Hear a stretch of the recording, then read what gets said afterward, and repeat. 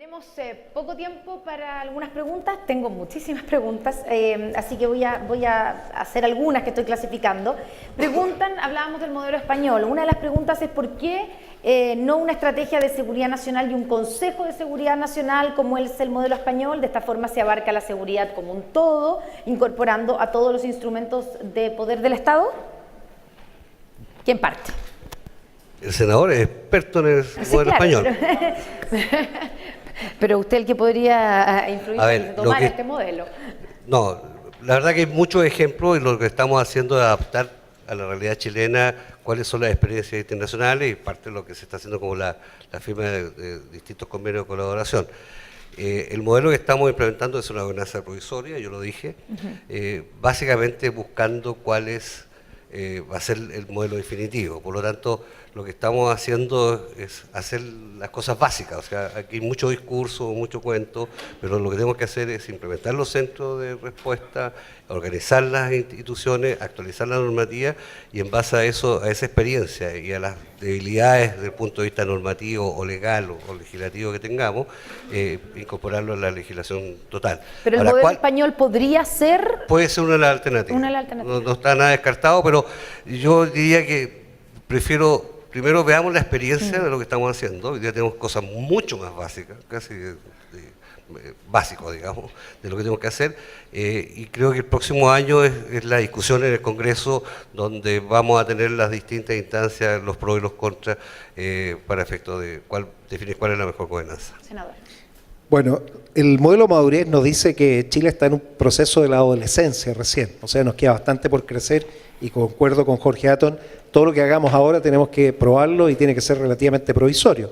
Entonces, no es raro que tengamos artículos en la ley que sean incluso experimentales. De hecho, el INAPI, cuando se crea, se generaron algunos artículos con el teletrabajo.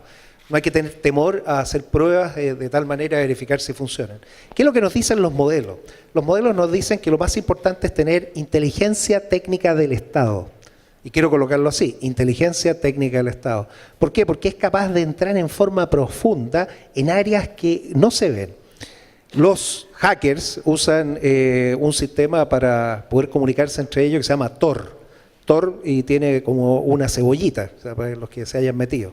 Tor fue diseñado por la Marina de Estados Unidos como un sistema seguro para producir comunicaciones. Recordemos que la misma Internet fue desarrollada para los militares para proteger ante un ataque nuclear masivo y después, obviamente, ha cubierto el mundo. Por lo tanto, los estados lo que tienen que tener primero es inteligencia técnica del Estado. Esta se partió tomando con sistemas que interceptaban comunicaciones. En Estados Unidos hoy es la NSA, la dirige Mike Rogers, un almirante 4 estrellas, porque en la Internet, en el mundo militar, este es un chiste para los militares, en la Internet no se vuela, se navega, entonces por eso tiene que haber un marino. Pero bueno, ese es solo porque siempre vi quién manda después, es claro, el tema no solo es de los militares, sino quién la lleva. En Estados Unidos entonces pone todo lo que es su esfuerzo en la NSA, una organización tremenda, es más grande que la CIA y el FBI juntos. ¿Qué hace Inglaterra? Inglaterra toma el GCHQ, que son comunicaciones, pero dependen de la Cancillería. Los ingleses, ellos en su página web, el servicio secreto, dice yo espío a todo el mundo y hago inteligencia de todo tipo, industrial, comercial, cualquiera. Esa inteligencia técnica entonces es la que permite alertar al Estado de lo que está pasando. ¿Cuál es el modelo inglés? Y de ahí después terminar con el español. El modelo inglés es un edificio seguro donde está en un sector del edificio la inteligencia técnica del Estado. Hay una puerta redonda que permite que la gente pueda pasar sin pendrive, sin nada, y se pasa al sistema de inteligencia público-privado para segmentar las áreas que son las ultra secretas de las áreas que son secretas o reservadas. Y no usan otra cosa que no sea una puerta, o sea, se comunica de un lado a otro porque se requiere responder con rapidez, saber qué está pasando, cómo lo vamos a enfrentar. España es muy parecido a nosotros, ellos partieron creando varias organizaciones y después empezaron a darle forma. Por lo tanto, nosotros nos parecemos bastante a los españoles porque nos hemos casi organizado de la misma manera. Y ahí es inteligencia técnica del Estado, el CCN-CERT es el Centro Criptológico Nacional, que es donde está este centro, que es el que permite coordinar ciertas actividades. Pero después tienen separado, y es lo que dice exactamente Jorge Atton, en cada uno de los centros de protección distribuidos. La inteligencia entonces da la alerta, pero la salvación, las reacciones son personales, las hacen cada uno. Y aquí es donde tenemos que entender que estas agencias no es que sean los grandes protectores que van a estar a cargo de todo, van a ser los grandes coordinadores. Ese es el dilema y es lo que tenemos que resolver, Connie. Otra pregunta para Jorge Atton. ¿Cómo obtendremos el tan anhelado equilibrio entre protección de datos y el desarrollo de la economía digital? Algo dijo Jorge acerca de que una cosa no limite la otra, ¿cierto? Y claro, si tomamos el GDPR, que es el sistema, ¿cierto?, europeo, como parámetro, en circunstancias que existen diferencias económicas entre la Unión Europea y Chile, diferencias geográficas al no estar insertos en una economía, una comunidad económica de esa envergadura, y principalmente diferencias culturales en torno a la importancia de los datos. Bueno, esa es una muy buena pregunta. La verdad que uno de los temas que nosotros hemos definido como primero estratégico, es decir, mire, sabe que el tema de ciberseguridad no es un tema en sí mismo, o sea, que esto es parte de la transformación digital, es parte del desarrollo. Nuestra gran preocupación es que todos estos hechos que han pasado efectivamente creó una cierta inseguridad, y eso puede atentar al desarrollo del uso de las infotecnologías, de la transformación digital y todo lo que significa. Otra cosa es el tema efectivamente de cómo aterrizamos, y lo dijo el senador Arboe. La discusión que tenemos ahora, y que de hecho hemos estado conversando con las distintas bancadas en el Congreso, es cómo aceleramos el proyecto de ley de datos personales y cómo lo aterrizamos, y de alguna forma reconocer los distintos niveles y la jerarquía y el peso específico de cada uno de los negocios. Aquí se habló de 15 millones de euros, 200 millones de euros. Es evidente que tenemos que tener, dependiendo del volumen de actividades de cada una de las empresas o sectores, el tema de las multas. Y hay que hacer la adaptación efectivamente a la situación chilena. Pero lo más relevante es que tenemos que hacerlo, porque es clave tener la ley de protección de datos personales a la brevedad. Solo para complementarlo, muy corto, existen y están en las indicaciones procesos para anonimizar y pseudonimizar la información, de tal manera que se pueda compartir, pero no se esté vulnerando la identidad de la persona. Y también hay iniciativas para generar sistemas de donación de información en donde se logre lo mismo. ¿Qué es lo que se busca? Tener data para políticas públicas, pero que no vayan a afectar a una persona. Supongamos que se estudia en un área, un grupo, y se sabe, mire, tal persona que es XYZ, lo más probable es que le va a dar cáncer. ¿Cómo yo sé quién es? Está protegido, nunca vamos a saber quién es, pero si se le quiere informar por una orden, se puede ir y dar vuelta y hacer de pseudonimización. Mire, tal persona que está en tal lugar es la persona que puede ser efectivamente la afectada. Entonces hay que ser compatible, equilibrar, y para eso la tecnología está disponible. Hay varias preguntas sobre qué pasa si hay un ciberataque que proviene de otro estado, como por ejemplo lo que pasó con los norcoreanos, pero que esto que sea de un estado a otro, que afecte la seguridad y la defensa nacional. ¿Tenemos la capacidad de determinar qué estado es el agresor? Y si es así, ¿lo puedo atacar convencionalmente conforme al artículo 51 de la Carta de Naciones Unidas y lo manifestado por nuestra política de ciberdefensa 2018? Y le agrego una pregunta de alguien que propone y dice si sería posible crear una nueva fuerza que esté a la par con las otras Fuerzas Armadas, que sea de cibersoldados, formada o iniciándose con especialistas en el área de todas las ramas para cuidar este nuevo ambiente de la defensa nacional. Hay mucha preocupación por cuán inseguros estamos de estos tipos de ataques. Es que esa es nuestra preocupación. La verdad que... es real la preocupación, no se exagera. No, la preocupación es que esto se transforme, que se haya visto como estamos en una guerra mundial. O sea, yo creo que aquí las cosas hay que ponerlas en su justa dimensión.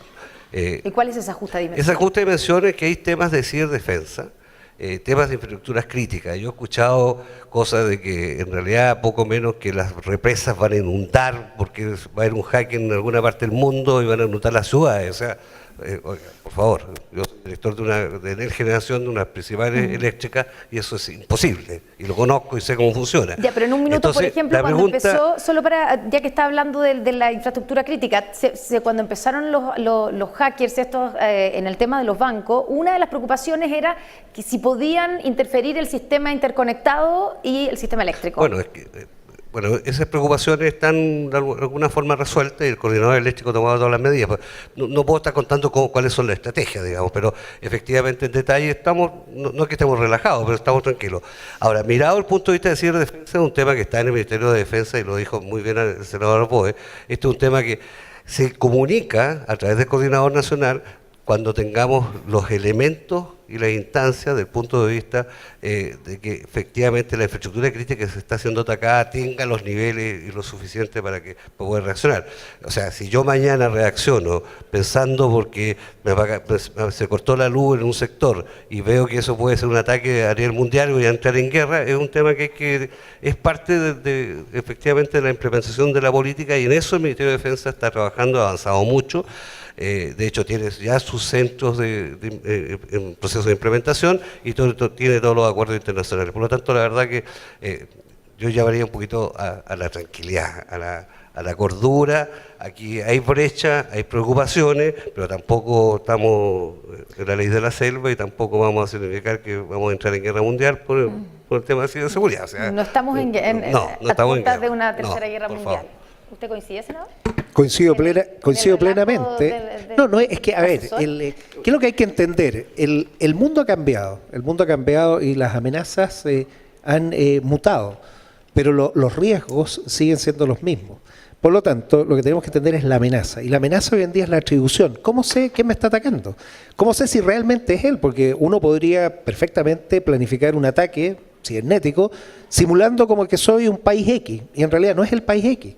Entonces ahí viene el primer problema. ¿Cómo se regula el ciberconflicto? El manual de Tallinn en Estonia precisamente advierte esto. Ojo, que aquí usted puede verse envuelto en una situación que usted cree que ese es su enemigo y en realidad no es el enemigo. Entonces es más complejo. La amenaza es mucho más difícil y la atribución es fundamental. Y en ese sentido, la inteligencia técnica del Estado es necesaria. Si no existe, no lo vamos a poder saber.